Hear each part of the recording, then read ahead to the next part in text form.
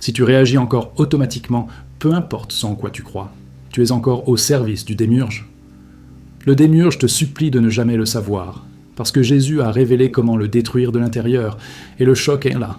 Le système qui t'emprisonne n'est pas à l'extérieur, il opère maintenant même dans ta tête, te faisant confondre ce que tu es avec des pensées automatiques, une peur constante, un désir creux et une culpabilité répétitive. Et tant que tu vis dans ce mode réactif, tu nourris le démiurge et les archontes sans t'en rendre compte. Car dans la gnose originelle, ils ne sont pas des monstres externes, ce sont des mécanismes internes d'ignorance qui détournent ton attention et te maintiennent endormi, te faisant croire que cette confusion mentale est normale, que cet épuisement de l'âme est la vie, que ce vide ne passera jamais. Et plus tu t'efforces d'aller mieux à l'extérieur, plus tu restes prisonnier à l'intérieur. Jésus a exposé cela sans détour en enseignant que le royaume est à l'intérieur. Autrement dit, l'effondrement du démiurge commence lorsque tu cesses de t'identifier à l'esprit et que tu te mets à l'observer en temps réel. Car le mécanisme unique de destruction est la vigilance consciente. Ne pas lutter, ne pas prier en demandant le salut, ne pas fuir, mais voir avec clarté chaque pensée surgir, chaque impulsion tenter de te commander, chaque émotion tirer ta réaction. Et à l'instant même où tu observes sans obéir, l'archonte perd de sa force, l'ego se fissure et le démiurge commence à mourir en toi parce qu'il ne règne que sur ceux qui ne se connaissent pas. Et si, maintenant, tu perçois à quel point tu vis en pilote automatique, à quel point tu réagis sans choix, la question qui ne te quitte plus est « Jusqu'à quand vas-tu soutenir ce système en toi ? Et que se passe-t-il si tu continues à regarder sans t'arrêter jusqu'au point où il ne reste plus rien que le démiurge puisse utiliser contre toi ? Ce que tu appelles monde, réalité, vie normale, selon la gnose originelle, n'est ni neutre ni innocent et n'a pas été créé pour te libérer. C'est précisément pour cela que le démiurge te supplie, silencieusement, de ne jamais percevoir ce que Jésus a réellement enseigné. Le démiurge ne domine pas par la force brute. Il domine par l'ignorance, par l'identification et par l'oubli de ce que tu es. Dans la gnose, le démiurge n'est pas le Dieu suprême. Il est l'architecte inférieur du monde matériel, un principe d'ignorance qui se croit absolu. Les archontes sont les forces qui soutiennent ce système, non comme des monstres extérieurs, mais comme des structures psychologiques, mentales et émotionnelles qui maintiennent l'être humain prisonnier du cycle de la peur, du désir, de la culpabilité et de l'obéissance aveugle. Jésus, dans la tradition gnostique, n'est jamais venu fonder une religion. Il est venu transmettre la gnose, une connaissance directe, vivante, expérientielle, qui réveille l'être humain de l'intérieur vers l'extérieur, car la véritable prison n'a jamais été externe, elle a toujours été interne. Lorsque Jésus parle du monde comme de quelque chose à vaincre, il ne parle ni des personnes, ni de la nature, mais du système de conscience artificiel qui détourne l'attention et te fait confondre l'identité avec l'ego. L'ego, dans la gnose, n'est pas l'estime de soi, c'est la fausse identité construite par l'esprit réactif, faite de peur, de désir et de défense. C'est exactement là que le démiurge opère.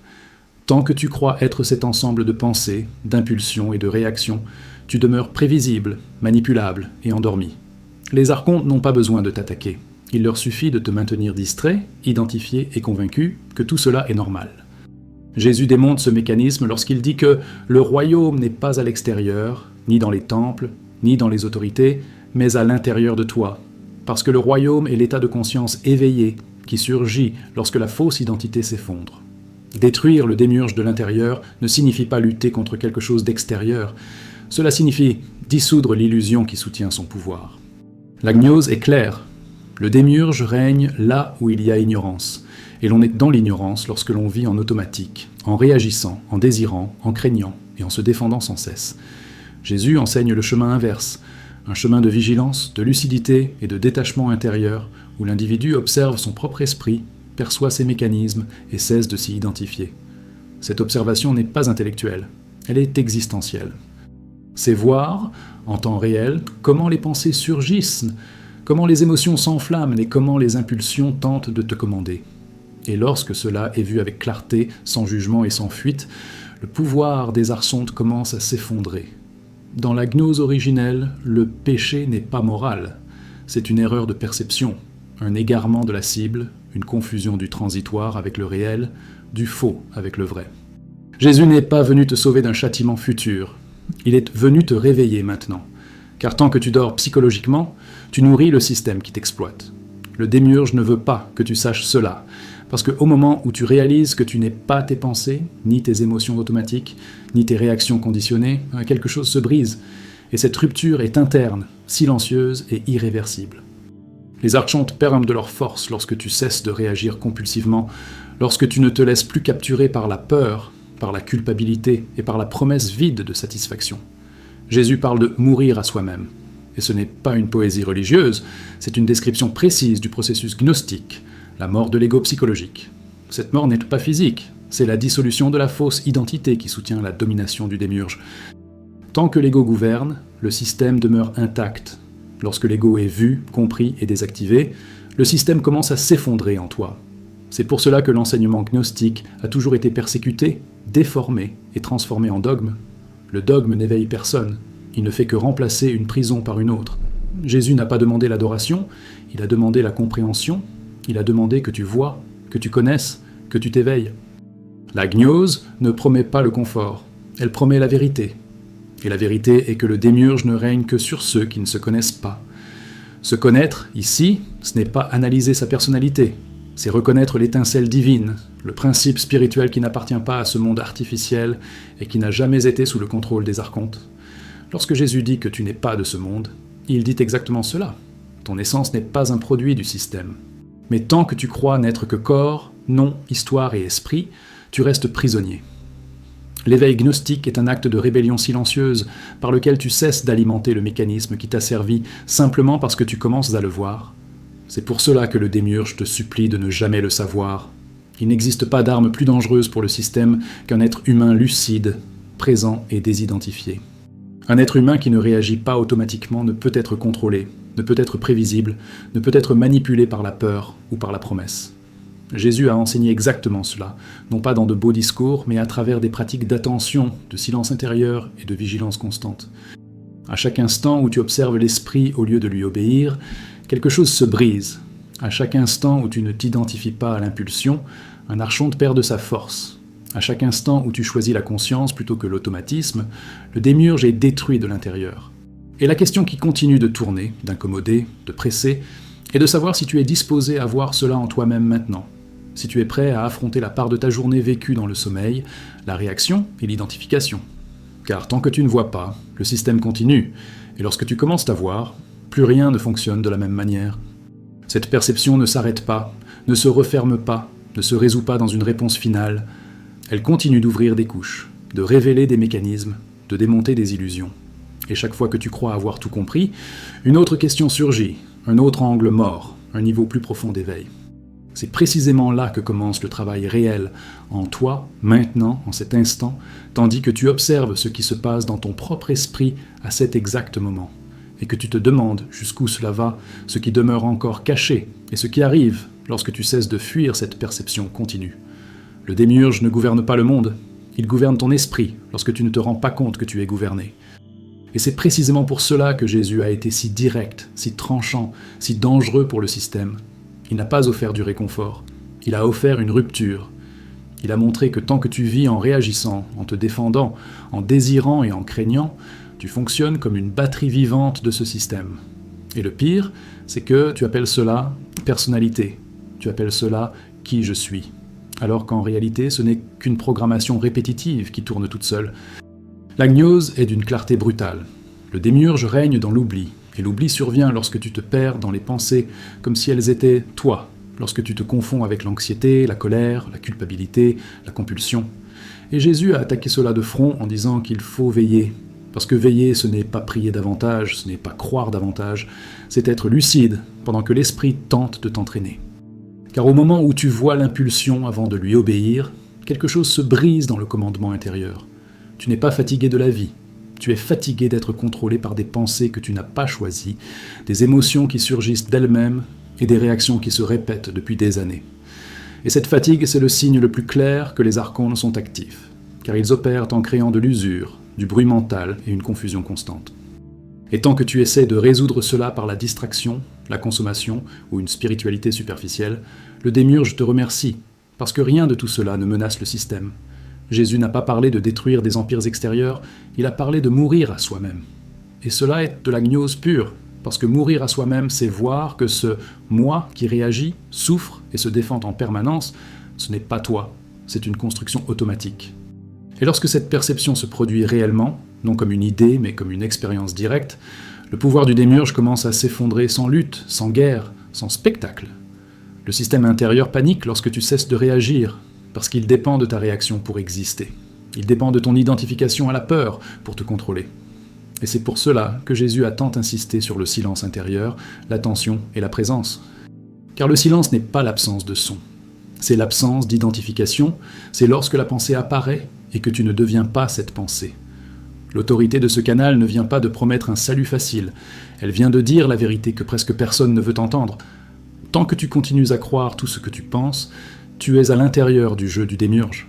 Et peu importe le nombre de livres que tu liras, de pratiques que tu feras, ou de croyances que tu changeras, si tu ne vois pas le fonctionnement de l'esprit en temps réel, tu continues d'être opéré par lui. La gnose n'est pas une théorie ancienne, c'est une lame vivante pointée vers l'instant présent. Car le démiurge n'agit ni dans le passé, ni dans le futur, il agit dans cet exact moment où une pensée tente de t'arracher à toi-même. Et Jésus a révélé que le royaume se manifeste lorsque tu demeures, lorsque tu ne fuis pas, lorsque tu observes, parce que là, le système ne peut pas t'atteindre. Tu as été entraîné à chercher à l'extérieur ce qui ne peut tomber qu'à l'intérieur. Et cette recherche incessante est l'un des principaux archontes actifs, parce que tant que tu cherches, tu ne vois pas. Tant que tu poursuis, tu ne t'éveilles pas. Et Jésus a démonté cela en disant que celui qui cherche à l'extérieur ne trouve pas. Parce que ce qui maintient le démiurge en vie, c'est précisément cette quête interminable. Le choc, c'est de réaliser que ce n'est pas le monde qui t'opprime, mais l'esprit non observé qui t'a servi. Et cela fait mal, parce que cela retire la faute aux autres pour placer la responsabilité dans la conscience. Mais cela libère aussi, parce que cela montre que la prison n'a pas de barreaux réels, seulement des mécanismes invisibles qui se dissolvent lorsqu'ils sont vus. Les archontes n'ont pas besoin de te détruire, ils ont seulement besoin de te maintenir distrait. Et aujourd'hui, la distraction n'est pas seulement le divertissement, c'est l'excès de pensée, l'excès de narration intérieure, l'excès d'interprétation. Et Jésus est allé droit au but en enseignant la simplicité de l'attention, parce que là où il y a attention pleine, il n'y a pas de place pour le contrôle automatique. Cet enseignement a été caché, déformé et transformé en religion, précisément, parce que la religion organise, mais n'éveille pas. La gnose dérange parce qu'elle ne demande pas la foi, elle exige la perception. Et la perception fait mal, parce qu'elle révèle à quel point tu as vécu en pilote automatique en croyant être conscient. L'autorité gnostique ne consiste pas à promettre le ciel après la mort, elle consiste à détruire l'enfer psychologique maintenant. Et cet enfer, c'est l'esprit sans vigilance, c'est l'ego qui réagit, c'est la peur qui décide à ta place. Et Jésus a montré que l'enfer prend fin lorsque tu cesses de t'y identifier. Chaque fois que tu observes une pensée sans la suivre, un archonte s'affaiblit. Chaque fois que tu ressens une émotion sans réagir, le système perd de sa force. Et ce n'est pas une métaphore, c'est le fonctionnement réel de la conscience. C'est pour cela que le démiurge te supplie de ne jamais le savoir. Tu n'as pas besoin de chasser quoi que ce soit, tu as besoin de voir, car ce qui est vu clairement ne domine plus. Et c'est la clé que Jésus a remise et que presque personne n'utilise, parce qu'elle exige une présence constante, une honnêteté brutale et l'abandon de l'identité fausse qui donne une sensation de contrôle. L'ego ne veut pas mourir, parce que l'ego est le territoire du démiurge, et c'est pour cela qu'il crée de la résistance, du doute, de la fatigue et de la distraction lorsque tu commences à observer. Et reconnaître cela fait déjà partie du processus de libération. Ce canal existe pour répéter cela jusqu'à briser l'hypnose. L'ennemi n'est pas à l'extérieur, le sauveur n'est pas à l'extérieur. Le champ de bataille est intérieur et le mécanisme est une conscience active, vivante et constante, exactement comme Jésus l'a enseigné dans la gnose originelle. Et plus tu perçois cela, plus il devient inconfortable de continuer à vivre en automatique, plus il devient impossible de faire semblant de ne pas voir, car après avoir vu le fonctionnement du démiurge en toi, il n'y a plus moyen de ne pas voir, seulement d'approfondir. Et la tension grandit précisément là, parce que si tout cela est vrai, si le contrôle est interne, si la clé est la vigilance, alors que se passe-t-il si tu cesses réellement de réagir, si tu soutiens l'observation plus longtemps, si tu traverses la peur de perdre ton identité ? Jusqu'où ce collapsus intérieur du démiurge peut-il aller lorsque tu ne recules plus devant ta propre conscience ? Le démiurge ne reste en vie que parce que tu te réveilles chaque jour sans percevoir qu'il décide à ta place. Et c'est la vérité que ce canal ne cherche pas à adoucir. Tant que ton esprit déclenche des pensées tout seul et que tu obéis, tu es à l'intérieur de son empire, même en croyant être libre, même en pensant choisir. Car le choix réel n'existe que là où il y a conscience. Jésus a exposé cela de manière si directe qu'il a fallu l'ensevelir sous des siècles de dogmes pour éviter que tout le système ne soit contaminé. Tu sens que quelque chose ne va pas, sans pouvoir l'expliquer, et cet inconfort permanent est le frottement entre l'étincelle éveillée et la machine intérieure qui tourne en mode automatique. Le démiurge ne supporte pas la lucidité. Il a besoin de bruit mental, de hâte, d'urgence émotionnelle, de réaction, et lorsque tu ralentis et que tu observes, il perd du terrain en toi.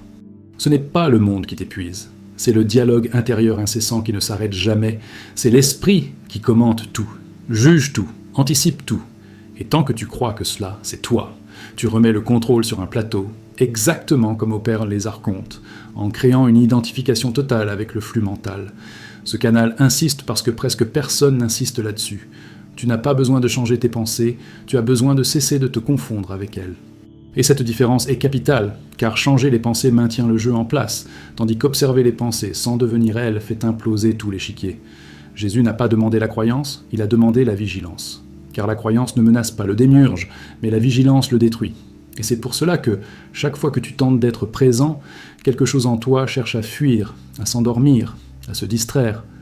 Le système intérieur sait qu'il est observé. Tu as été conditionné à chercher des solutions externes à un problème interne. Et tant que tu fais cela, le démiurge sourit, parce que chaque quête extérieure retarde la rencontre avec l'unique point où il peut être détruit. L'instant présent vécu en pleine conscience. L'autorité de ce canal vient de la répétition de ce qui dérange. Il n'existe pas d'éveil confortable, il n'existe pas de libération sans confrontation intérieure, car l'ego va lutter pour survivre, et l'ego est le trône du démiurge en toi. Les archontes se manifestent sous forme d'impulsions automatiques, de déclencheurs émotionnels, de réactions prévisibles, et tu les connais tous parce qu'ils se répètent depuis des années. La gnose enseigne que la répétition sans conscience est une prison, tandis que la répétition observée devient une libération. Tu n'es pas faible, tu es endormi. Et cela change tout, parce que la faiblesse demande de la force, mais le sommeil demande l'éveil. Et Jésus n'a jamais parlé de devenir plus fort, il a parlé de devenir lucide. Chaque fois que tu réagis automatiquement, le système se renforce.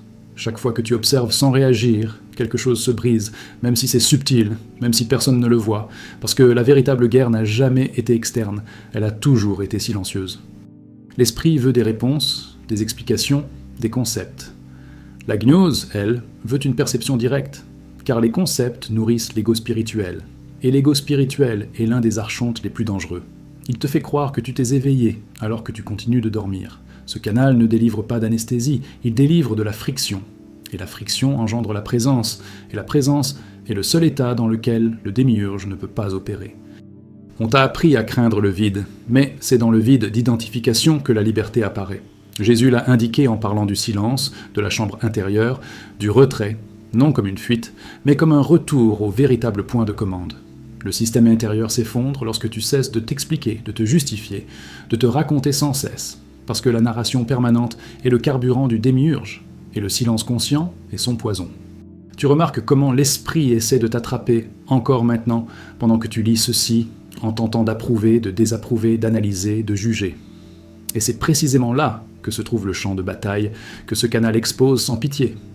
La gnose ne promet pas une paix immédiate, elle promet la vérité. Et la vérité initiale est inconfortable.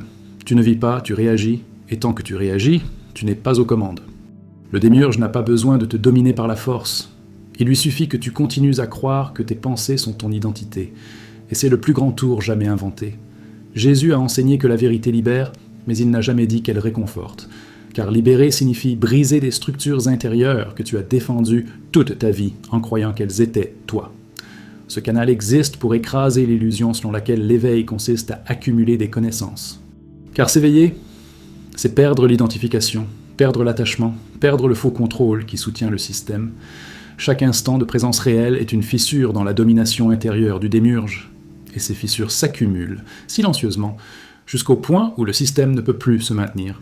Et la tension grandit, parce que si tout cela était vrai, si le contrôle est interne, si le mécanisme c'est la vigilance, alors que se passe-t-il si tu ne recules pas devant cette observation, si tu soutiens la conscience même quand cela fait mal, même lorsque l'identité menace de s'effondrer? Jusqu'où ce processus peut-il aller lorsque tu cesses de négocier avec ton propre sommeil? Le démiurge continue de respirer en toi parce que personne ne t'a appris à rester immobile face à ta propre pensée, sans lui obéir. Et ce détail change tout, car tant que tu réagis, te justifies, te défends ou cours après le soulagement, tu maintiens le circuit actif. Jésus a été chirurgical en exposant cela lorsqu'il a montré que la vigilance constante est la lame qui tranche le pouvoir interne du système, non par la violence, mais par une lucidité implacable. Tu ne perds pas ton énergie parce que le monde est lourd, tu la perds parce que tu t'identifies à chaque pensée qui passe. Et cette identification est la nourriture des archontes, qui n'ont pas besoin de donner des ordres à voix haute lorsque toi-même tu te commandes par la peur, l'anxiété et le besoin de contrôle, en répétant d'anciens schémas comme s'il s'agissait de choix nouveaux. Ce canal insiste parce que presque personne n'a le courage d'insister là-dessus. Le plus grand ennemi n'est pas le chaos extérieur, c'est l'esprit qui ne se tait jamais et que tu appelles « moi ». Et tant que tu ne vois pas cela fonctionner en direct, tu es dans le labyrinthe en croyant marcher vers la sortie. Jésus a enseigné à mourir avant de mourir, et ce n'est pas un drame religieux, c'est une instruction gnostique directe. Mourir à l'identité automatique, au personnage réactif, à la narration constante, car ce n'est que lorsque cette mort a lieu que le démiurge perd le trône intérieur que tu as soutenu pendant des années. Tu remarques comment l'esprit tente de s'échapper lorsqu'il est observé, en créant de l'ennui, du doute, de l'irritation ou l'envie de faire n'importe quoi d'autre. Et ce n'est pas ta faiblesse, c'est le système interne qui tente de survivre, parce que la conscience continue est le seul terrain où il ne peut pas opérer. L'autorité de ce canal consiste à dire ce qui dérange. Personne ne va te sauver de l'intérieur, personne ne va retirer le démiurge à ta place. Car le mécanisme est personnel, intime et intransférable. Jésus l'a rendu clair en disant que chacun doit veiller, chacun doit voir, chacun doit s'éveiller. Les archontes ne se manifestent pas comme des entités visibles, mais comme des habitudes mentales répétées, des déclencheurs émotionnels prévisibles et des réactions automatiques que tu connais par cœur. Et tant que tu continues de réagir de la même manière, tu renforces leur domination sans t'en rendre compte. Tu n'as pas besoin de comprendre davantage, tu as besoin d'observer mieux. Comprendre devient une histoire de plus que l'esprit raconte, tandis que l'observation silencieuse démonte toute la structure. C'est pour cela que tant de personnes fuient la pratique réelle et préfèrent le discours confortable. Le démiurge adore les longues explications qui ne changent rien, adore une spiritualité qui devient identité, adore une foi qui n'exige pas de présence, parce que tout cela t'occupe sans menacer le contrôle interne. Jésus n'a pas offert de raccourci, il a offert un chemin étroit.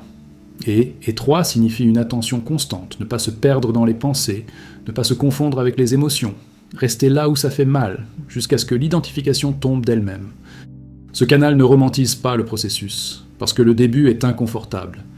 L'esprit panique, l'ego se défend, et les archontes tentent de te ramener à l'automatisme. Mais c'est précisément là la preuve que tu as touché le point juste. Tu as été entraîné à réagir vite, à répondre vite, à te positionner vite. Et c'est le carburant parfait du système, parce que la vitesse sans conscience maintient tout inchangé, tandis que la pause consciente démantèle le commandement intérieur. La gnose ne te demande pas de lutter contre les pensées, elle te demande de voir les pensées. Car lutter crée conflit et identité, tandis que voir crée de l'espace, et l'espace est le commencement de la libération réelle. Tu n'es pas loin de l'éveil, tu es distrait. Et la distraction aujourd'hui, c'est l'excès de stimulation, l'excès d'information et l'excès de dialogue intérieur, autant de couches de protection du démiurge. Jésus a pointé l'instant présent parce que c'est seulement dans l'instant présent que le système peut être vu.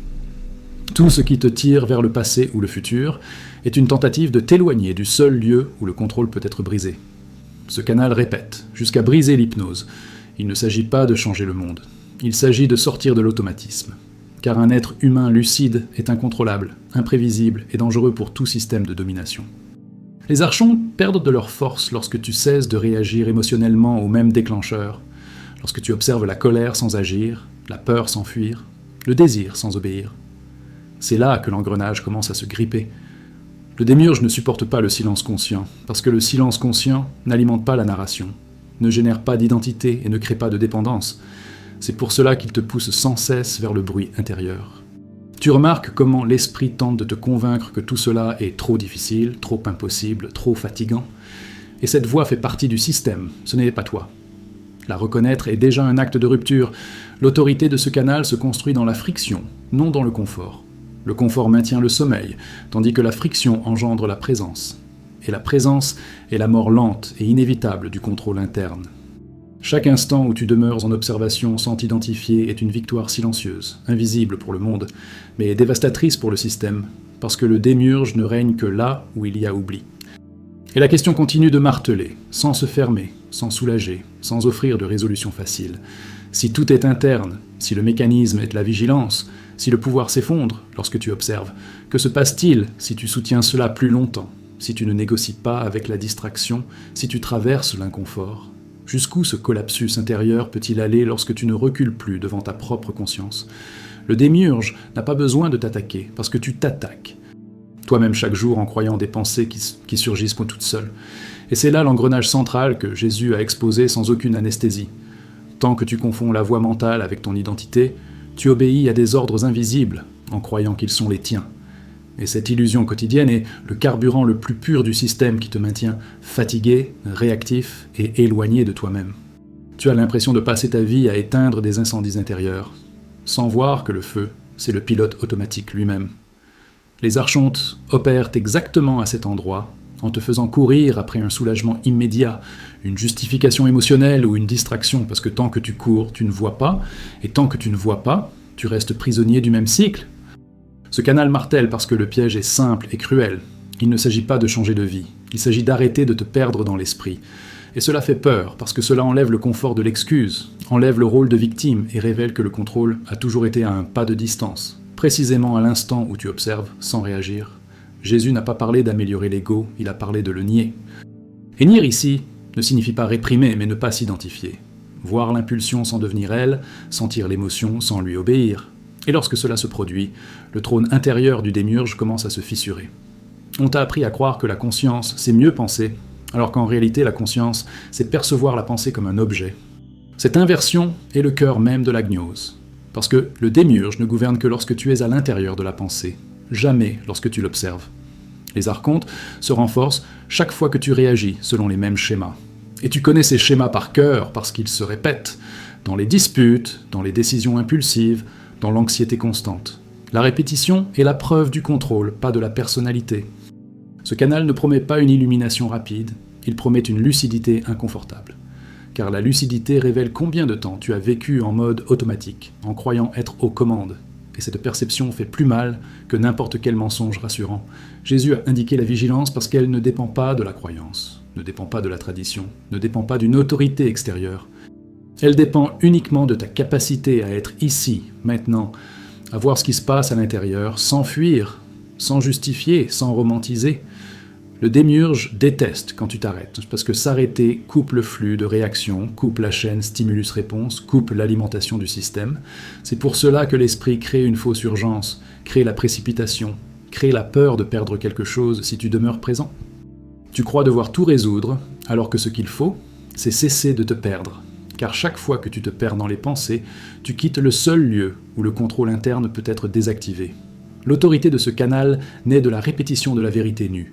Personne ne s'échappe du système en cherchant à le vaincre, on s'en échappe en cessant de l'alimenter. Et l'alimentation, c'est l'attention inconsciente, la réaction automatique, l'identification aveugle. Les archontes ne supportent pas que tu ressentes une émotion jusqu'au bout sans agir, parce que là, il n'y a ni fuite ni décharge automatique, et l'énergie qui soutenait le schéma commence à se dissoudre d'elle-même. On t'a appris à craindre le vide, mais le vide d'identification est l'espace où la conscience réapparaît. Jésus a pointé cela lorsqu'il a parlé du silence, non comme une absence, mais comme une présence sans bruit. Le démiurge se cache derrière des explications complexes qui t'éloignent de la pratique simple d'observer, parce que observer ne donne pas de scène à l'ego spirituel, ne crée pas de nouvelle identité et ne devient pas une performance. Ce canal ne veut pas que tu sois d'accord, il veut que tu vois, car être d'accord est mental, voir est transformateur, et le système ne s'effondre que lorsqu'il est vu en fonctionnement, pas lorsqu'il est débattu. Si tu as compris ce qui a été dit jusqu'ici, alors tu as déjà perçu que ce n'est ni une théorie, ni une croyance, ni une religion, c'est une attaque directe contre le système intérieur qui te contrôle chaque jour. Ce canal existe pour répéter ce qui a été caché, déformé et enterré. Le démiurge ne tombe pas par la foi, il tombe par la conscience. Et Jésus l'a rendu brutalement clair pour ceux qui ont le courage de voir. Si cela a résonné en toi, abonne-toi. Car ici, il n'y a ni confort spirituel, ni anesthésie émotionnelle, seulement une gnose réelle, appliquée, vivante. exactement telle qu'elle a été enseignée avant d'être censurée. Active les notifications, car chaque vidéo approfondit encore davantage la manière dont les archontes opèrent dans l'esprit, comment l'ego soutient le système et comment la vigilance consciente l'implose de l'intérieur. Et si tu as ressenti de l'inconfort, de la tension ou un silence intérieur en écoutant, c'est le signe que le mécanisme a été touché. Ne l'ignore pas.